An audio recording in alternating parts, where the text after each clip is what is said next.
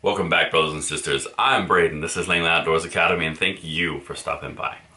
All right, guys, tonight we're going to talk about Baltimore, and specifically an article out of Baltimore that really caught my attention because you and I have talked about for going on 7 months now the gun control narratives, what they're trying to do, how they're trying to do it, the why behind what they're doing.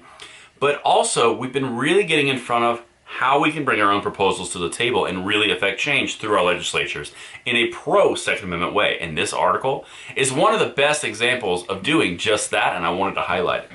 I've got two articles actually for reference. They're in the description box below, but the big deal here is the author of these articles does an exceptional job of couching the actual problem from a standpoint of who actually does the homicides, who's actually the victim of the homicides, what are the statistics around it, and how do we translate that out to a broader argument for our Second Amendment rights and solving the problem, which we obviously have a problem of violence in our cities.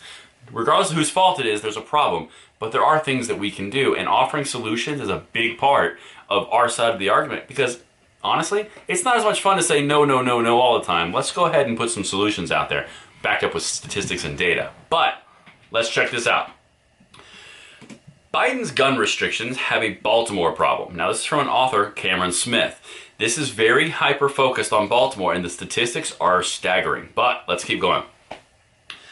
In recent remarks on his gun violence prevention strategy, President Joe Biden highlighted Baltimore's homicide track record as a driver for federal gun control legislation.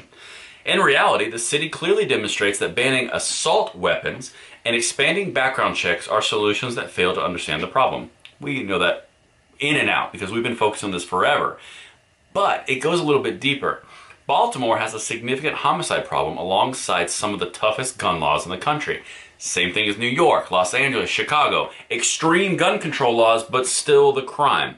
Because the gun doesn't do the crime, we've talked about it, we don't need to open up that whole chestnut again. But there's a lot of stuff here that I'm going to keep on going through, and let me know what you guys think below, because this is important.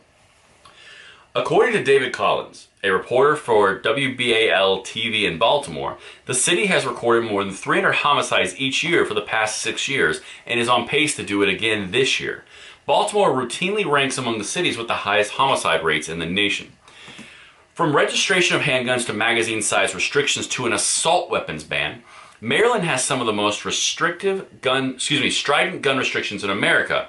Baltimore County adds a few more layers with respect to minors interacting with firearms and storage of firearms and ammunition. Now, this is gun control 101. It doesn't flat out work. You and I both know that, and Baltimore is no exception, especially in the city of Baltimore County. It's so blindly disconnected with what's happening in Baltimore as to be absurd. A few years ago, the Baltimore Sun put together an interesting analysis of gun violence in the city, and here's a few key takeaways. This is the important stuff that we need to spread out, because this is how we address these problems. Of the 343 people killed in Baltimore in 2017, 88% were killed with a firearm, including 295 of them with a handgun, 6 with a shotgun or a rifle. So vast majority were handguns, right? This is where it starts to get very specific to the actual people. The average homicide victim in Baltimore in 2017 had 11 previous arrests on his record. About 73% had drug arrests, and nearly 50% had been arrested for violent crime. What we're looking at is the existing crime world of Baltimore that is exhibiting drastic amounts of gun violence, but they're putting it as the whole city is bad, we should take guns away completely, when the statistics are showing this level of crime, okay?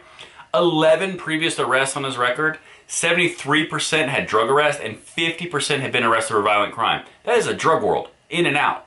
But if we start to spread this information out, because I bet you there's very similar statistics across the United States, especially in these gun control areas. Now, these problems are radically difficult to address, the author says. They demand finding ways to help young men develop real life skills, opportunity in the workforce, and wages that are a better deal for less risk than they find on the street. Now, that is just saying economic development and education is going to help these people get out of this world that they're in, because we're talking about a gun world. You got gangs, you've got drugs, you've got overall just street violence. That's what we're looking at, and that is what exhibits the mass shootings. All the violence we're seeing is from the crime world. Okay, that's an important piece to note. And this is the second article, because this is pretty impactful stuff. In 2017, Homicide Data provide insight into Baltimore's gun wars, police say. Now, this is the second article. About 86% of the victims, about 86% of the victims and 85% of the 118 suspects identified by police had prior criminal records. 86%. That's massive. And about 46% of victims and 44% of suspects have previously been arrested for gun crimes. These people are not strangers. They're not innocents walking down the street. These are people who have been involved in this world for a long time and known to police. Of the guns used, the overwhelming majority of them are going to be illegally possessed, said TJ Smith, a police spokesman. That's the point, guys. Baltimore has insane gun laws and registration and bans. How is this happening? Because they're all illegally bought. Now, liberals on the left, they say, well, it's because they're coming in from other states. It's the other state's fault. But you have the laws in place there. The point is the gun criminals, the people who are doing the gun crime, are ignoring your laws completely because they have nothing to lose. Why would they submit for a background check when they know they're not going to pass? So they might as well break the law anyway. That's the point. Okay? This is where we start getting a little bit more detail. The average homicide victim in Baltimore in 2017 had 11 previous arrests on his record. About 73% had drug arrests and nearly 50% had been arrested for a violent crime. About 30% were on parole or probation at the time they were killed, and more than 6% were on parole or probation for a gun crime. This is crazy town, guys. 20% of the victims were known members of a gang or drug crew, according to the data.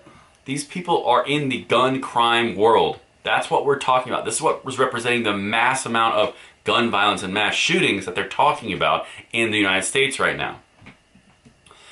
The average homicide suspect, meanwhile, had 9 previous arrests on his record. About 70% had drug arrests, and nearly half had been arrested for violent crime. Nearly 36% were on parole or probation, and 6% were on parole or probation for a gun crime. 18% of the suspects were known members of gangs or drug crews, according to the data. This is mind-blowing.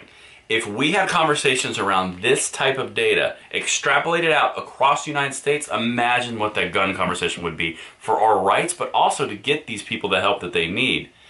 If it's police, more police presence, fine. If it's education, fine. But the point is, you don't need to take the Second Amendment rights that are given to Americans uniquely in this world because a small criminal element is killing each other. That's what we're looking at in Baltimore, and I'm willing to bet that is nationwide for sure. And that's what I have for you tonight, guys. Let me know what you guys think. Did you dive into the article? Let me know, because there's some really good stuff in here. I think we can make a difference. But until tomorrow, I'm Braden. See you later.